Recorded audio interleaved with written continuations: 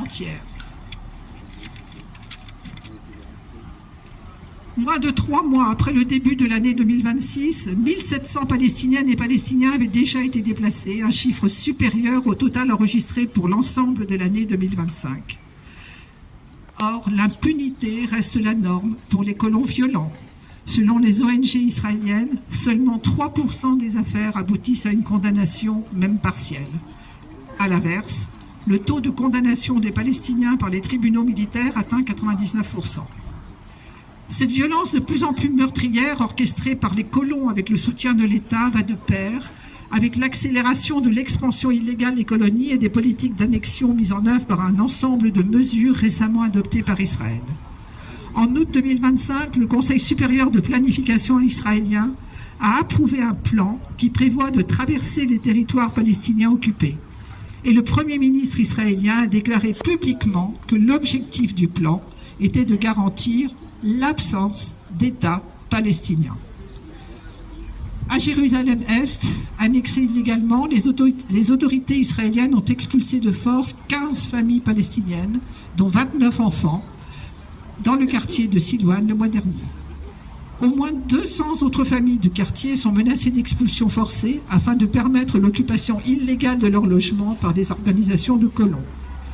La Cour de justice internationale a précisé qu'Israël devait mettre fin à son occupation, démanteler ses colonies, permettre à la population palestinienne de retourner dans leur foyer et leur accorder des réparations pour le préjudice subi, mais la colonisation violente continue.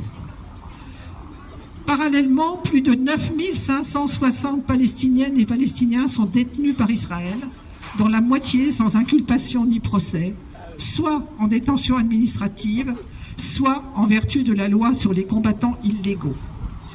Israël détient actuellement 351 enfants palestiniens, dont plus de la moitié en détention administrative, sans inculpation ni procès. Des experts de l'ONU et des ONG palestiniennes et israéliennes ont documenté des actes de torture systématiques et des traitements inhumains et dégradants infligés aux prisonniers palestiniens. Les autorités israéliennes continuent de refuser l'accès à tous les lieux de détention. Dans la bande de Gaza occupée, la catastrophe humanitaire provoquée par Israël persiste. Israël continue d'entraver l'acheminement de l'aide humanitaire, la présence de la presse et à détruire les preuves de ses exactions. La commission d'enquête des Nations Unies, de concert avec de nombreuses organisations de défense des droits humains et des juristes, a conclu que les autorités israéliennes ont commis et continuent de commettre un génocide contre le peuple palestinien dans la bande de Gaza. Depuis le début d'un prétendu cessez-le-feu en octobre 2025, au moins 736 Palestiniennes et Palestiniens ont été tués.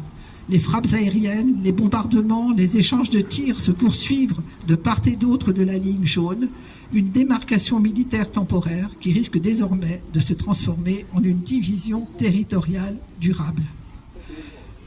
Plusieurs experts ont mis en garde contre une possible gazification du conflit au Liban, où les forces israéliennes ont déplacé plus de 1,2 million de personnes, soit environ 1/5 de la population du pays, dans le cadre de leur offensive contre le Hezbollah. Ces déplacements ont été effectués sans protection.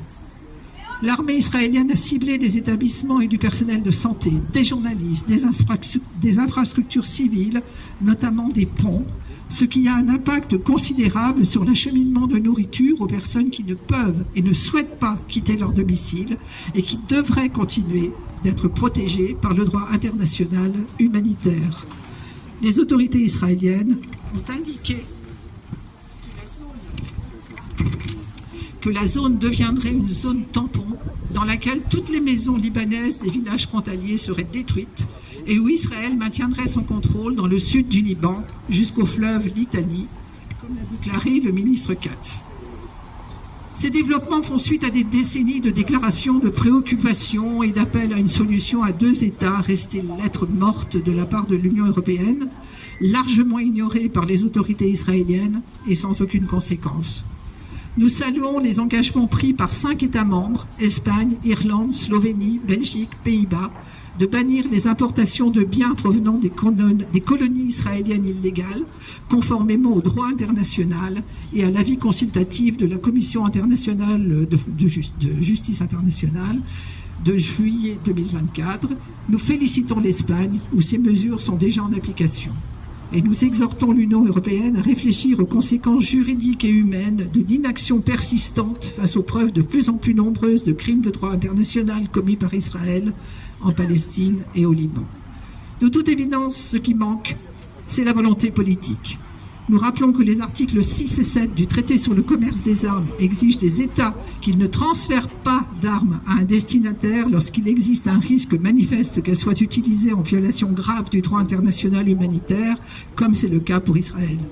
Suspendre l'accord UE-Israël n'est dès lors pas une option politique, mais une obligation juridique. Les peuples de Palestine et du Liban méritent des actes et des comptes et non de la compassion et des condoléances. Il est grand temps d'agir.